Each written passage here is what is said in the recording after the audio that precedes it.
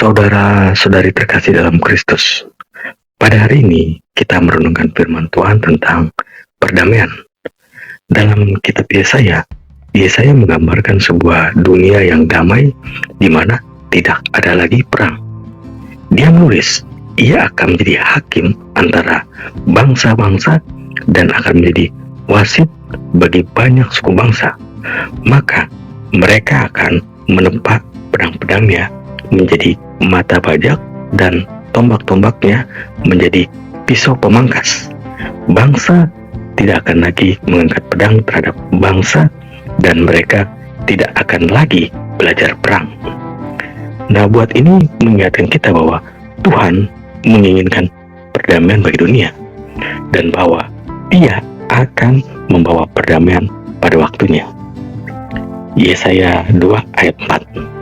Ia akan menjadi hakim antara bangsa-bangsa dan akan menjadi wasit bagi banyak suku bangsa. Maka mereka akan menempa pedang-pedangnya menjadi mata bajak dan tombak-tombaknya menjadi pisau pemangkas. Bangsa tidak akan lagi mengangkat pedang terhadap bangsa dan mereka tidak akan lagi belajar perang. Yesaya 2 ayat 4 merupakan bagian dari nubuat Yesaya tentang masa depan Israel. Dalam ayat ini, Yesaya menggambarkan sebuah dunia yang damai, di mana tidak ada lagi perang. Ayat ini dimulai dengan pernyataan bahwa Tuhan akan menjadi hakim antara bangsa-bangsa dan akan menjadi wasit banyak suku bangsa. Ini berarti bahwa Tuhan akan menjadi penguasa dunia dan akan mengatur semua bangsa dengan adil.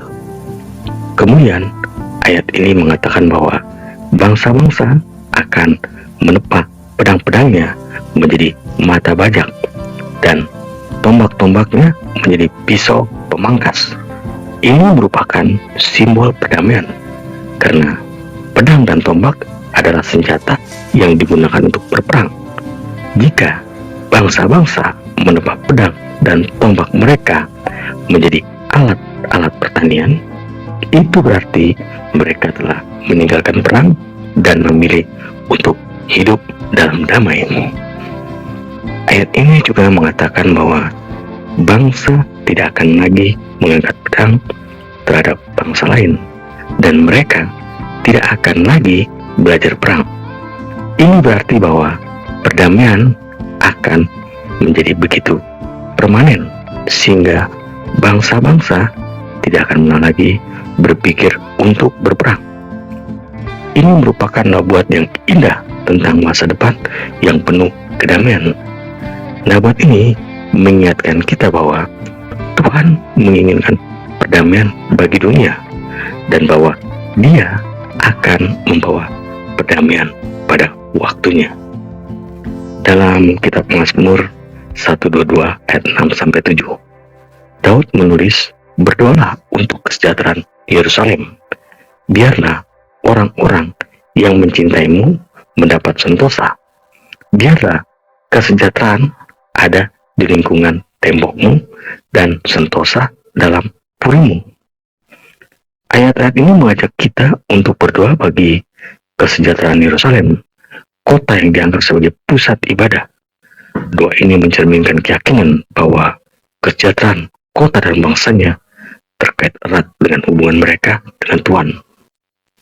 Sebelum kita melanjutkan video ini, marilah kita berdoa. Allah Bapa yang Maha Kuasa, kami bersyukur kepadamu atas kesempatan ini untuk merenungkan firman-Mu. Kami berdoa agar Engkau memberkati konten ini dan agar menjadi sarana untuk memuliakan nama-Mu dan memberkati para pendengarnya. Berikanlah kami hikmat dan tuntunan-Mu agar kami dapat menyampaikan firman-Mu dengan jelas dan tepat.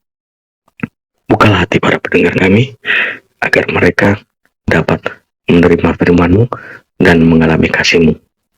Dalam nama Yesus Kristus kami berdoa. Amin. Mika 4 ayat 3-4.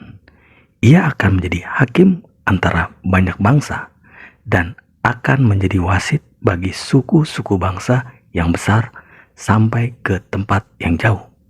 Mereka akan menepak pedang-pedangnya menjadi mata bajak dan tombak-tombaknya menjadi pisau pemangkas. Bangsa tidak akan lagi mengangkat pedang terhadap bangsa, dan mereka tidak akan lagi belajar perang.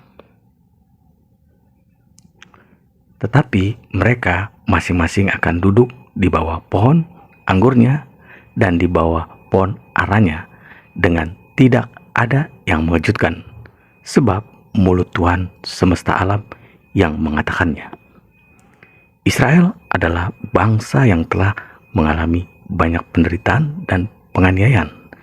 Firman ini memberikan pengharapan bagi Israel bahwa suatu hari mereka akan mengalami kedamaian dan sejahtera. Firman Tuhan dalam Mika 4 ayat 3-4 menggambarkan masa depan Israel yang damai dan sejahtera. Israel akan menjadi pemimpin dunia dan bangsa-bangsa lain akan datang kepada Israel untuk mencari keadilan. Bangsa-bangsa akan hidup dalam kedamaian dan keamanan, dan tidak akan ada lagi perang atau konflik. Firman ini juga memiliki makna yang penting bagi kita. Firman ini menunjukkan bahwa Allah menginginkan dunia yang damai dan sejahtera. Allah ingin semua orang hidup dalam kedamaian dan keamanan. Beberapa penjelasan lebih rinci tentang arti firman ini. Ia akan menjadi hakim antara banyak bangsa dan akan menjadi wasit bagi suku-suku bangsa yang besar sampai ke tempat yang jauh. Ini berarti bahwa Israel akan menjadi pemimpin dunia dan bangsa-bangsa lain akan datang kepada Israel untuk mencari keadilan. Mereka akan menepa pedang-pedangnya menjadi mata bajak dan tombak-tombaknya menjadi pisau pemangkas. Ini berarti bahwa bangsa-bangsa akan hidup dalam kedamaian dan keamanan, dan tidak akan ada lagi perang atau konflik. Bangsa tidak akan lagi mengangkat pedang terhadap bangsa, dan mereka tidak akan lagi belajar perang. Ini berarti bahwa bangsa-bangsa akan hidup dalam perdamaian dan saling mengerti, tetapi mereka masing-masing akan duduk di bawah pohon anggurnya dan di bawah pohon aranya dengan tidak ada yang mengejutkan. Ini berarti bahwa bangsa-bangsa tidak akan hidup dalam kedamaian dan ketenangan, dan tidak akan ada lagi rasa takut atau kecemasan.